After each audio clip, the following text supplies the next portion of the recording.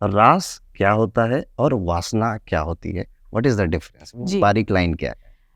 भागवत में जो रास की बात रास का वर्णन मुख्य भागवत में आता है। भागवत जो श्री कृष्ण का एक वैष्णव ग्रंथ है जिसमें श्री कृष्ण की बाल लीला, श्री कृष्ण के लिए हमें 4 मुख्य ग्रंथ मिलते हैं। एक होता है भागवत पुराण, एक होता है महाभारत जिसमें श्री कृष्ण का बड़ा रोल है, हरिवंश पुराण और विष्णु पुराण। इस 4 ग्रंथों में श्री कृष्ण का चरित्र बृहद विस्तार में, और कोई बहुत सारे ग्रंथ है लेकिन ये 4 मेन ग्रंथ आप पकड़ लीजिए जिसमें श्री कृष्ण का चरित्र अलग अलग आयामों द्वारा दर्शित किया गया है। उसमें भी महाभारत और भागवत दोनों की तुलना करें तो दोनों को लिखा है श्री व्यास जी ने, व्यास मुनि ने दोनों को लिखा है। लिखने वाला सेम है, रचयिता एक ही है, लेकिन दोनों का भाव अलग है। जो महाभारत में श्री कृष्ण है वो पॉलिटिकल स्कॉलर है, वो एक राजनैतिज्ञ है, वो एक राजाधिराज है, वो राजा है। लेकिन जो भागवत के श्री कृष्ण है वो माखन चोर है, वो चित्त चोर है, माखन चोर है, जो गोपियों के साथ रास रचाते हैं, जो बंसी बजाते हैं। भागवत के कृष्ण वो है।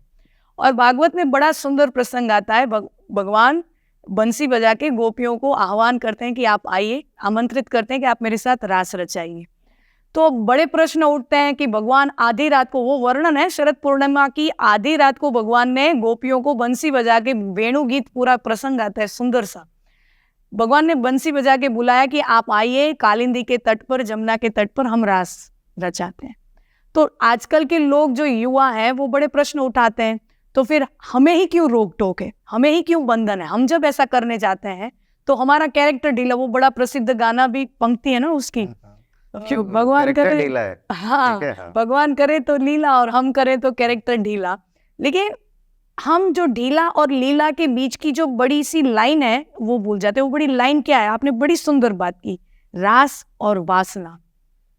जो यमुना तट पर शरद पूर्णिमा की रात को जो रास हुआ, वो 2 शरीरों के बीच का नृत्य नहीं है। रास मतलब हम क्या है, आजकल जो गरबा या डांडिया वो सब खेलते हैं, वो नाचते हैं, उसी को रास बोलते हैं। भागवत में जो रास का वर्णन है वो चित्र तो ऐसे बताते हैं कि एक एक कान, एक एक गोपी, एक एक कन्हैया, एक एक गोपी, वो सही है, ठीक है। लेकिन भागवत का आध्यात्मिक दृष्टि से अगर रास का मतलब समझा जाए तो वो क्या कहते हैं, जब कोई स्त्री स्त्री न रहे, रास रचते समय गोपियां स्त्री नहीं है और श्री कृष्ण पुरुष नहीं है, जब देह का भाव ही चला जाए और तुम एकाकार हो जाओ, उसे रास कहते हैं। I'm not the body, I am not the body, I am the Atman, I am the ब्रह्मन, मैं आत्मा हूं, वो जो भाव आए वो रास कहते हैं।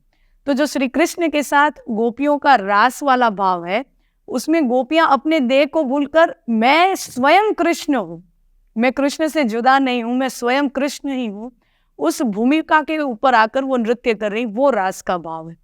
और जो वासना है, जो अमूमन हम आज सोसाइटी में देखते हैं, वो क्या भाव है कि एक देह दूसरे देह के ऊपर हावी हो जाना चाहता है, उससे कुछ पाना चाहता है, वो वासना हुई।